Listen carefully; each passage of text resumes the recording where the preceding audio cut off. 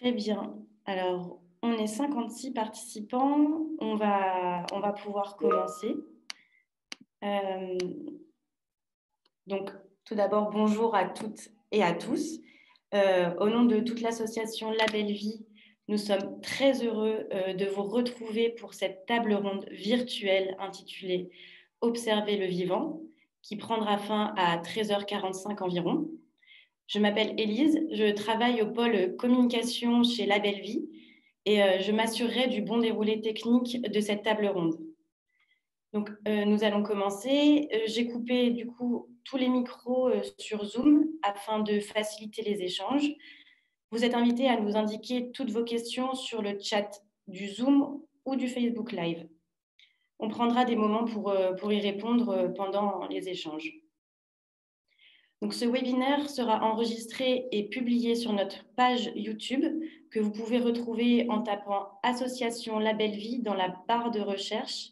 Et il sera également rediffusé dans le réseau via la lettre du réseau qui est dédiée à toutes les structures engagées chez La Belle Vie. Je vais maintenant laisser la parole à Claire Groslo, présidente et fondatrice de l'association La Belle Vie, qui va nous donner quelques éléments de contexte sur cette table ronde. Puis à Thomas qui animera les échanges. Merci à toutes et à tous et je vous souhaite une très bonne table ronde. Bonjour, merci beaucoup Élise pour cette superbe introduction. Bonjour à toutes, bonjour à tous.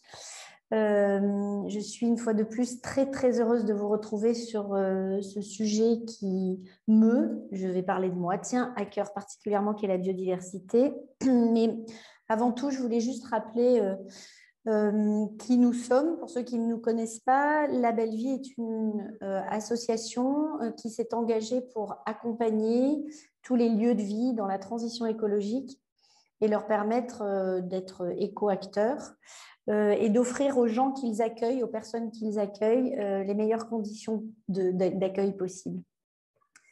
Un grand nombre de crèches sont engagées dans cette démarche, environ 650, mais également 25 centres de loisirs, 25 assistants maternels.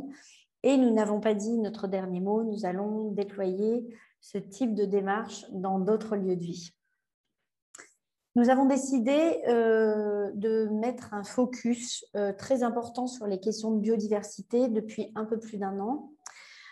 Donc, vous n'êtes pas sans savoir que notre société est en grande difficulté de survie. Les causes de ces risques sont essentiellement climatiques d'une part, mais aussi le déclin de la biodiversité sur notre planète. Donc, nous avons décidé, évidemment, les démarches que nous défendons chez La Belle Vie œuvrent pour réduire les impacts sur la transformation climatique et aussi sur les questions de biodiversité. Mais nous avons vraiment décidé de nous concentrer sur ce sujet depuis plusieurs mois pour vraiment transmettre le maximum d'informations utiles, vous faire monter en compétence sur ces questions, mais aussi vous permettre de savoir comment en pratique vous pouviez agir pour réduire cette 6e extinction de masse, comme les experts la nomment. Donc, nous avons lancé quelques projets, des défis et aussi plusieurs tables rondes qui sont en lien avec les leviers qui sont à notre disposition pour agir contre la chute de biodiversité, notamment l'alimentation. Donc, vous pouvez vous référer aux tables rondes précédentes, mais aussi accueillir la biodiversité. Et donc, aujourd'hui, observer le vivant. Alors, pourquoi observer le vivant ? Selon un adage qui est très connu des écologues, des naturalistes et des éducateurs environnement, observer pour mieux connaître, pour apprendre à aimer et du coup respecter. Il est évident qu'il est bien plus facile de négliger quelqu'un qu'on ne connaît pas et à qui on n'a jamais jeté le moindre regard.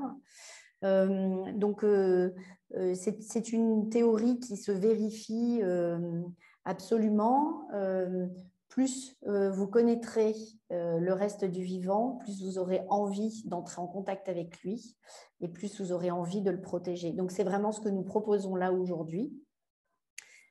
Nous enrichir aussi de ce vivant en l'observant. Et donc, il y avait une approche tout à fait particulière. Quand il y a plus de 20 ans, je me suis intéressée à l'éducation, à l'environnement pour le monde de la petite enfance.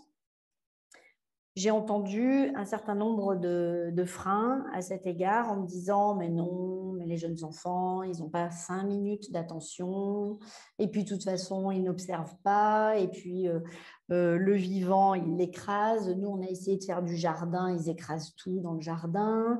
Les fourmis, ils les scratchent aussi, etc. » Donc, les jeunes enfants étaient un peu ils étaient handicapés de la nature. En fait, ils n'étaient pas en mesure, selon ces gens, hein, ils n'étaient pas en mesure de rentrer en contact, d'être acteurs, d'observer.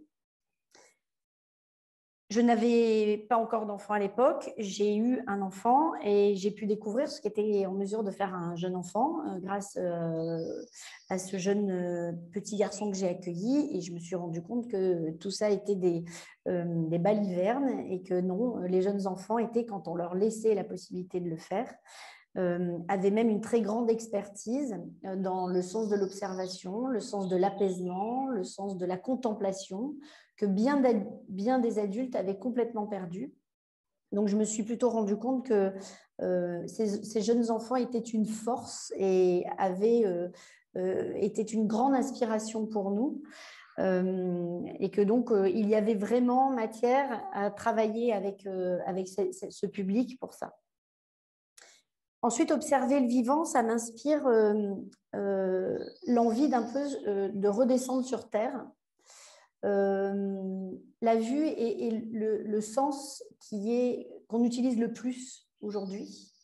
Mais je ne suis pas sûre qu'on l'utilise toujours à bon escient.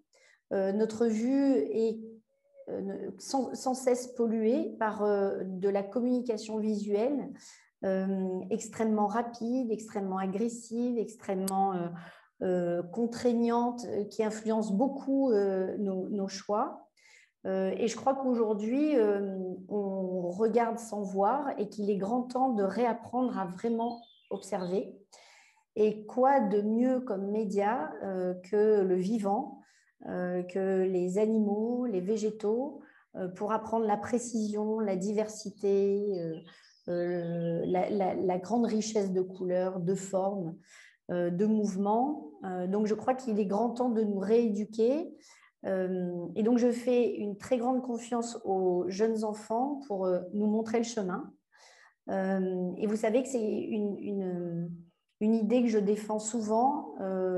Les enfants, quand on s'autorise à les laisser dans un cadre de sécurité, à les laisser œuvrer, sont vraiment pour nous une source d'inspiration et de bonnes pratiques à mettre en place. Donc, remettez-vous au niveau des enfants que vous accueillez ou que vous avez dans votre famille.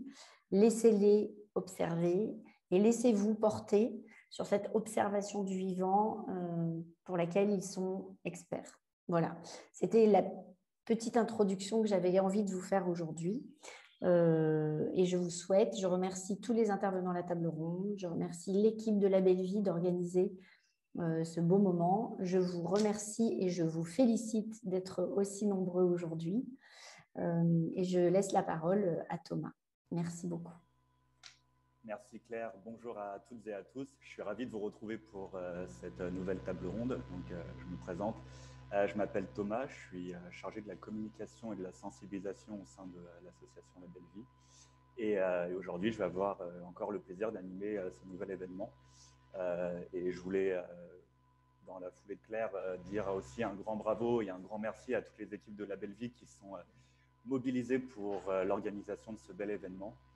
Et comme l'a indiqué également Claire, nous avons lancé donc, depuis mi-mars un grand festival de la biodiversité afin d'agir concrètement pour la protection du vivant et avoir une démarche aussi auprès des professionnels de la petite enfance, des familles et des institutionnels. Et donc, si vous souhaitez suivre toute l'actualité de l'association, et le programme des futurs événements, notamment sur le Festival de la biodiversité. Donc, n'hésitez pas à nous suivre sur Facebook et sur Instagram. Et pour celles et ceux qui ne l'ont pas encore fait, vous pouvez aussi vous inscrire sur la fiche d'inscription de l'événement de ce midi. On pourra vous envoyer toutes les invitations. Et surtout, n'hésitez pas à partager autour de vous les différents événements qu'on organise. Plus on est nombreux, plus les messages passent. Et le but, c'est de sensibiliser un maximum de personnes aux différents enjeux liés à la biodiversité. Donc, concernant la table ronde de ce midi, elle a pour objectif d'apporter des pistes que l'on peut mettre en place pour observer et écouter les animaux et les végétaux. Et c'est donc dans ce cadre que j'ai la joie d'accueillir les différents intervenantes et intervenants qui nous font le plaisir de leur présence. Et donc, je vais vous présenter l'un et l'une après l'autre. Je vous invite donc à allumer votre micro et à nous raconter un souvenir marquant de votre enfance avec la nature après que je vous ai présenté. On me dit qu'on n'entend pas très bien. Ok. Est-ce que c'est mieux? Ok. C'est pas très joli à l'image, mais bon, on va faire avec. Donc, je vais commencer par Dorothée Brett. Donc, bonjour Dorothée. Bonjour à toutes et à tous, je suis contente de vous retrouver. Merci. Donc, Dorothée, tu es formatrice en éducation à l'environnement chez La Belle Vie. Donc, peut-être tu veux compléter. Est-ce que tu peux nous raconter un souvenir marquant de ton enfance avec la nature? Alors, il y en a plein, et si je ne devais en choisir qu'un, ce ne serait pas évident, mais je vais choisir celui que j'ai raconté hier en formation, enfin, un de ceux que j'ai raconté hier en formation. C'est chez mes grands-parents, dans les Deux-Sèvres. Quand j'étais petite, je passais tous mes étés dans les Deux-Sèvres chez mes grands-parents. Et j'ai un souvenir qui est lié à ces vacances-là, c'est l'odeur de la nature après la pluie. Pourtant, c'est une odeur qui revient assez régulièrement. Mais dès que je sens l'odeur de la nature après la pluie, j'ai l'impression d'être replongée dans les Deux-Sèvres, à Coulon très précisément, chez mes grands-parents, dans le Marais-Poitevin. Voilà, le souvenir olfactif qui est resté. Merci pour ce souvenir olfactif à Coulon. Et donc maintenant, Maxime Zouka. Donc, bonjour Maxime. Bonjour à tous et toutes. Donc Maxime, tu es ornithologue et notamment auteur d'un livre que tu as publié il y a déjà un peu plus d'un an, enfin co-écrit, qui s'appelle « Écoute les oiseaux » avec Léna Mazilu et Johan Guény. Et tu viens de publier assez récemment, enfin republier je crois, « La migration des oiseaux, comprendre les voyageurs du ciel » aux éditions Sud-Ouest. Donc, est-ce que tu veux compléter et est-ce que tu veux bien nous raconter un souvenir marquant de ton enfance avec la nature? Alors, j'avais complètement oublié de réfléchir à cette question, mais là, parce que moi, mes souvenirs d'enfance petits sont associés à mon père, parce que j'ai perdu mon père assez jeune, mais c'est lui qui m'a transmis la passion des oiseaux. Et là, du coup, le premier qui me vient, c'était, lui, il avait été bagueur d'oiseaux dans les années 50, à Ouessant, etc. Il lui restait encore quelques vieux filets, même s'il n'avait plus du tout le droit de baguer, parce que c'est quand même assez contrôlé. Il avait un filet ou deux qui restait et il en avait posé un pour mon frère et moi pour qu'on apprenne à manipuler les oiseaux. Et donc, on avait capturé dans notre maison en Auvergne, en Haute-Loire, on avait capturé une grive draine, je me souviens. C'était assez imposant pour des petits enfants de 6 ans d'avoir ça en main, cet énorme oiseau qu'on avait évidemment relâché. Mais voilà, c'est le premier souvenir qui me vient là comme ça, en réfléchissant à ta question. Et du coup, je continue de faire du bagage d'oiseaux depuis, moi, et j'en fais souvent avec les enfants parce que je pense que d'avoir, même si c'est vrai que ça peut, les oiseaux adorent pas qu'on les bague, on le fait pour des questions scientifiques, mais par contre, le lien qui naît lorsqu'un enfant ou un adulte tient un oiseau dans ses mains et le refait s'envoler, le relâche, en général, il reste gravé longtemps et on ne regarde plus du tout nos mésanges, nos rouges-gorges, nos merles de la même manière quand on a senti leur petit cœur battre entre nos doigts. Voilà. Merci beaucoup Maxime. J'espère que vous m'entendez bien parce que je crois que ce n'est pas terrible, mais je vais faire au mieux. Bonjour Simon Benato. Bonjour. Donc Simon, tu es coordinateur adjoint chez Viginature École. Donc est-ce que tu peux déjà nous dire quelques mots sur ce qu'est Viginature et après nous raconter ton petit souvenir d'enfance? Ouais, donc Viginature, c'est en fait un programme de sciences participatives. On a plein de programmes différents. Moi, je travaille à Viginature École, donc c'est vraiment orienté sur les scolaires de la maternelle au lycée. Et on fait participer les élèves à la science, donc, en observant la biodiversité, puisqu'on a surtout des programmes sur la biodiversité. Et donc, sinon, un souvenir associé à mon enfance, ce serait, moi, je viens de Bretagne et c'est l'observation dans les petites mares qui se forment en fait, quand la marée se retire et qu'on a ces mini endroits où je pouvais rester des heures à regarder en fait, des crevettes, des poissons, des anémones rester comme ça. Donc, c'est toute cette diversité que je pouvais passer vraiment beaucoup de temps. Et les Bernard Lhermitte aussi. J'adorais les Bernard Lhermitte à l'époque. C'était vraiment le truc. Donc voilà, c'est ça mon souvenir vraiment d'observation de la nature quand j'étais jeune. Merci beaucoup, Simon. C'était très agréable d'entendre vos différents souvenirs et en plus qu'ils sont assez différents des uns des autres. Donc, on peut voir que l'observation, c'est à la fois sur plusieurs types de nature et ça peut se faire de différentes façons. Et donc, merci pour ça. Et on va commencer par une première question. Et je vous invite vraiment toutes et tous à poser les questions que vous souhaitez sur le chat Zoom et Facebook. Et aussi à ne pas hésiter à demander la parole sur les chats si vous voulez nous partager un retour d'expérience sur ce que vous avez déjà mis en place avec les enfants dans les différents lieux de vie. Et aussi ce vers quoi vous avez potentiellement envie d'aller si vous avez envie de nous partager ça.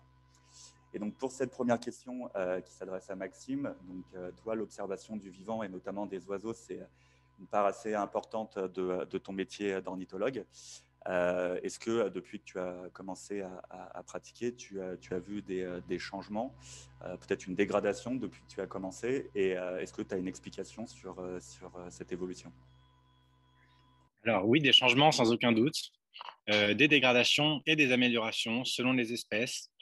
Je vais commencer par les améliorations. Allez, parce que c'est quand même des choses importantes qui se sont passées. Donc moi, j'ai 37 ans et comme je vous l'ai dit, j'observe les oiseaux depuis que je suis enfant.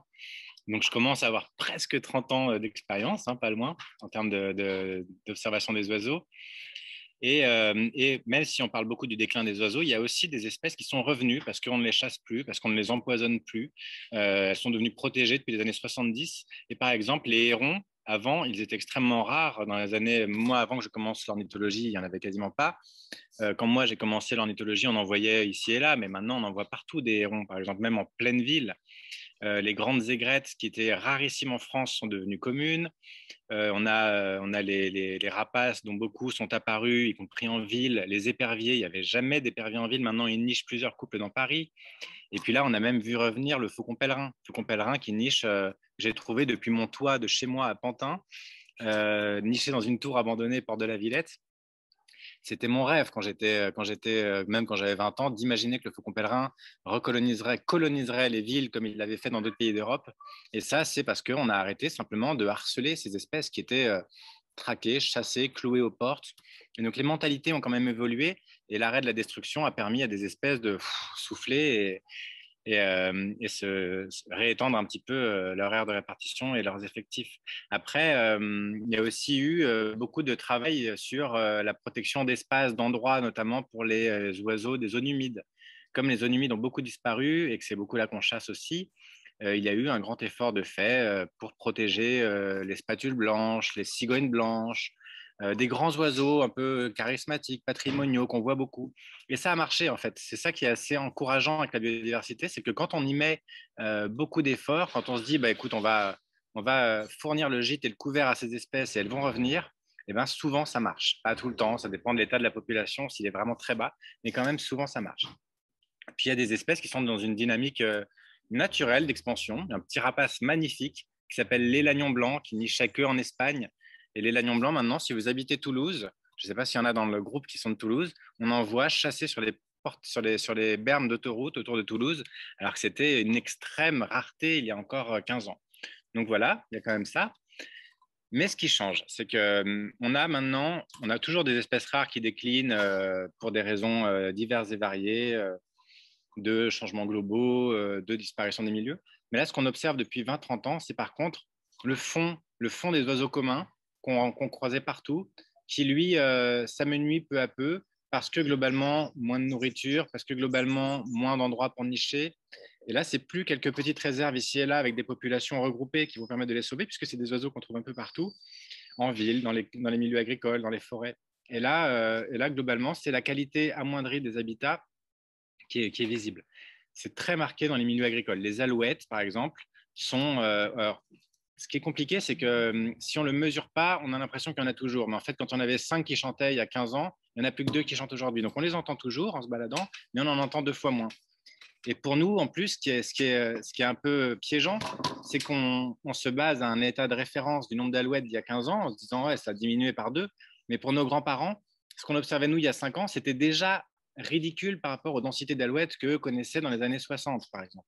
Donc, on a ce sujet de l'état de référence glissant qui fait qu'en plus, le déclin qu'on perçoit de ces oiseaux communs, il est bien moindre que leur déclin réel depuis quelques années, depuis quelques décennies. Et là où c'est assez marqué aussi, c'est le moineau, tout simplement en ville. À Paris, nous, on a perdu les 3/4 des moineaux en l'espace de 15 ans. On ne sait pas trop pourquoi. C'est notamment la densification urbaine, peut-être l'expansion du cœur d'agglomération qui rend difficile les échanges des moineaux des villes et des moineaux des champs qui sont importants pour les dynamiques de population. Et puis les hirondelles dans les fermes qui, elles, subissent, comme beaucoup d'oiseaux migrateurs, différents changements qui se cumulent. Il y a la baisse des populations d'insectes dont ils se nourrissent, qui est très, très marquée et problématique.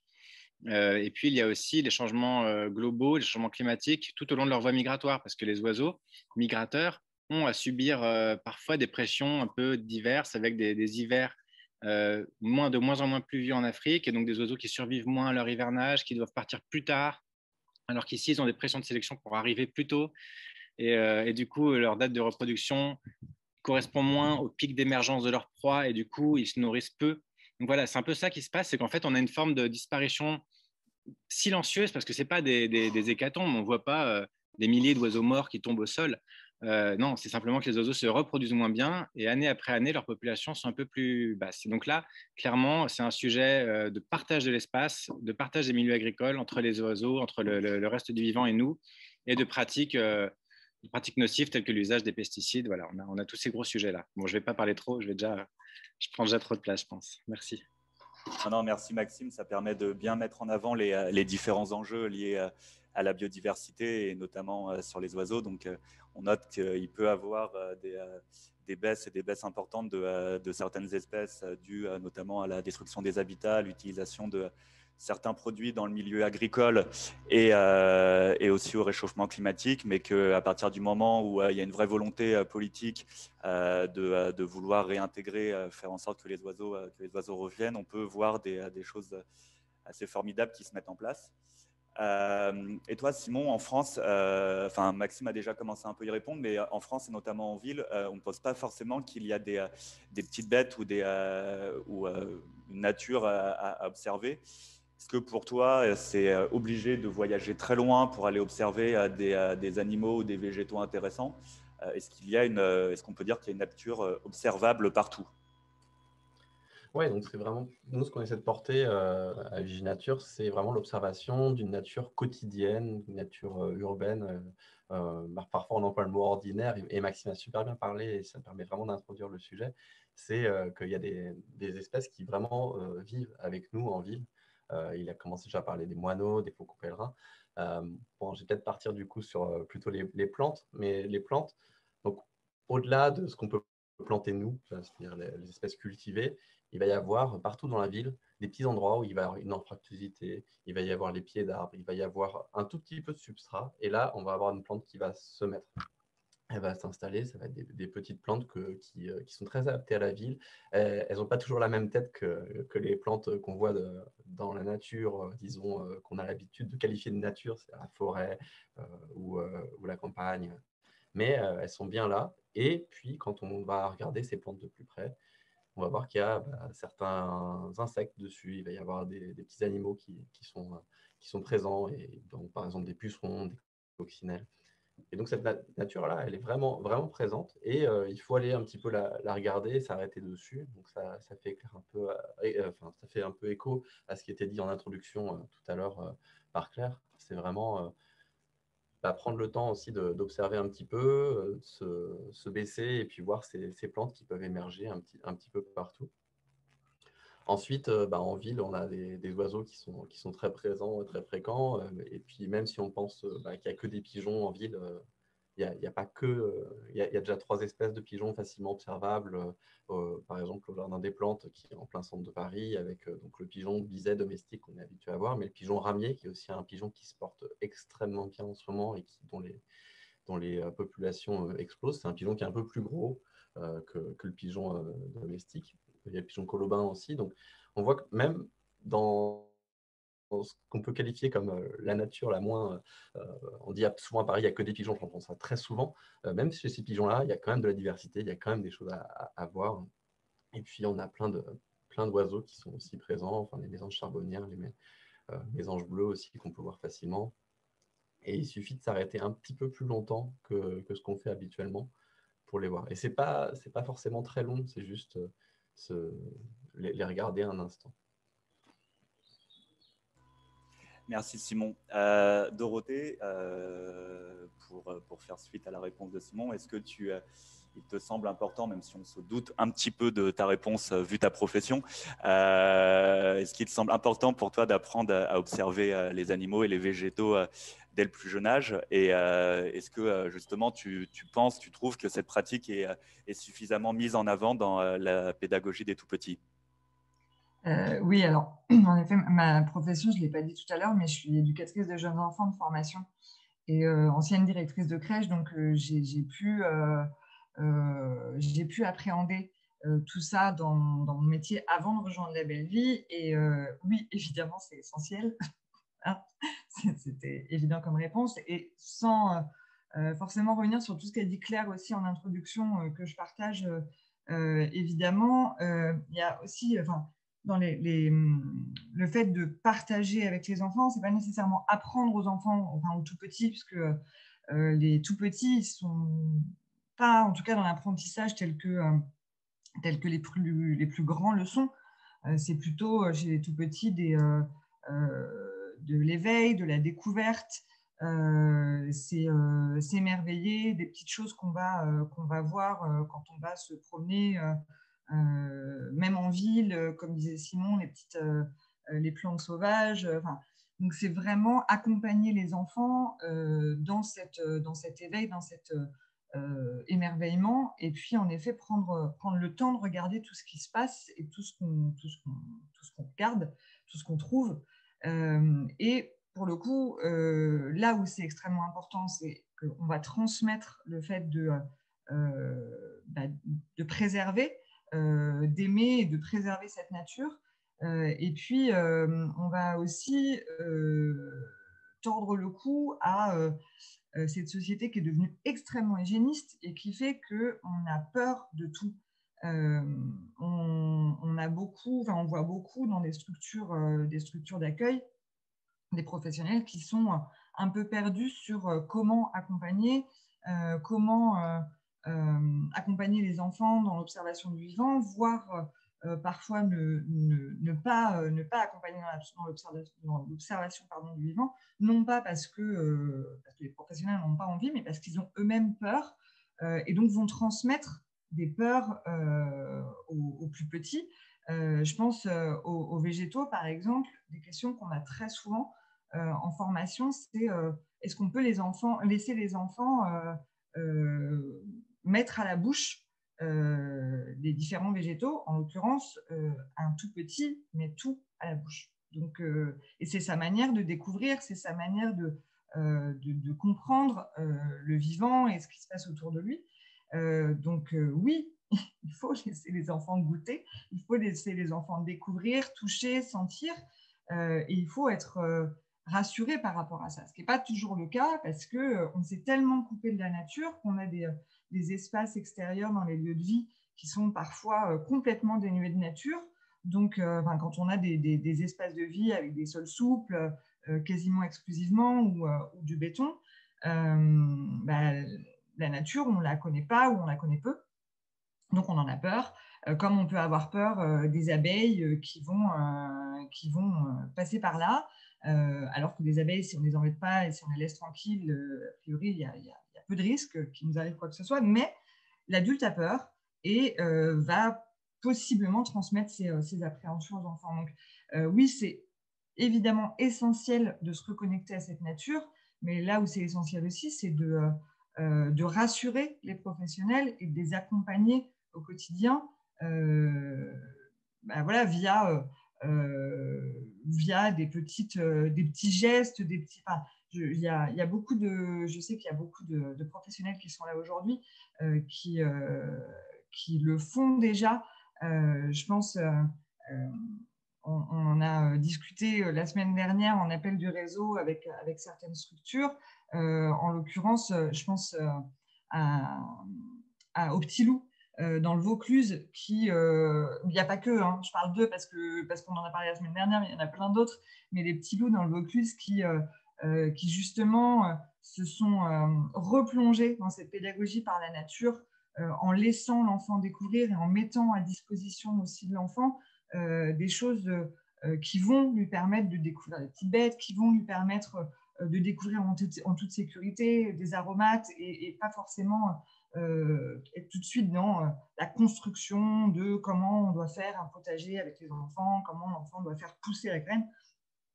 On va déjà le laisser découvrir, toucher, sentir avec des végétaux des végétaux très simples et qui vont attirer aussi une faune très courante pour connecter l'enfant avec cette nature.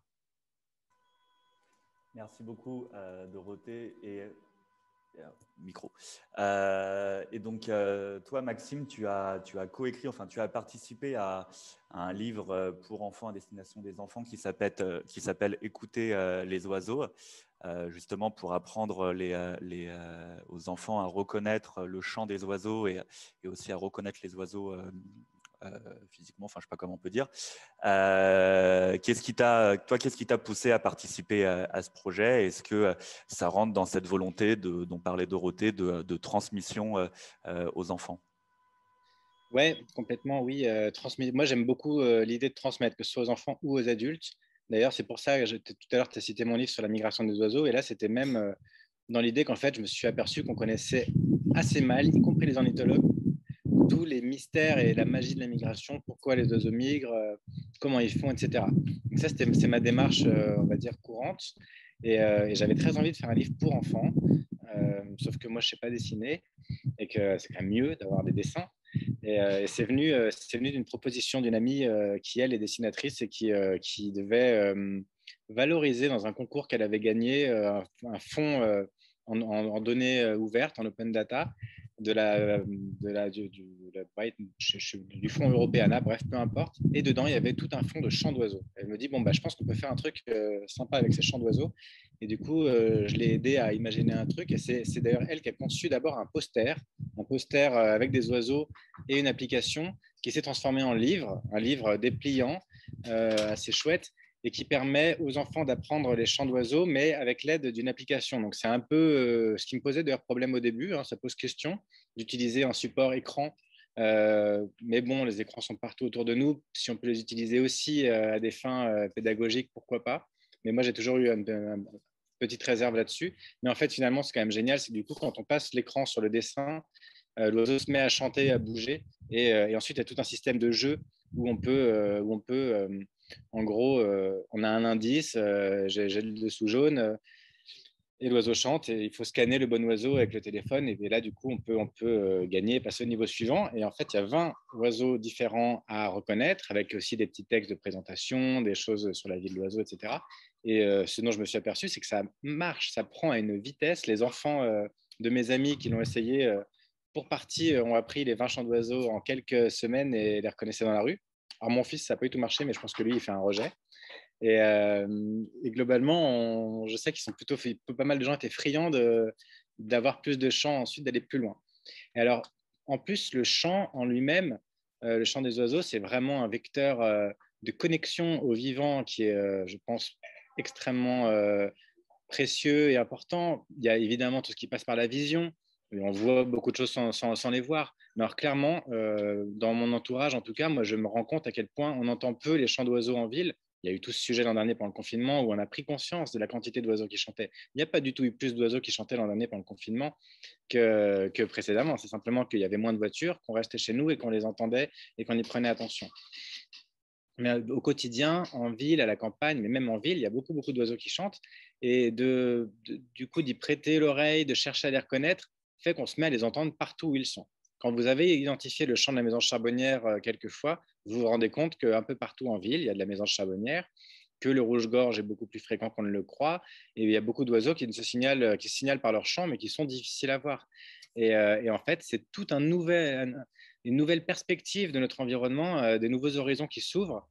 C'est un nouveau monde, hein, tout simplement, quand on arrive à entrer à avoir cet automatisme, c'est une nouvelle dimension, même j'ai envie de dire.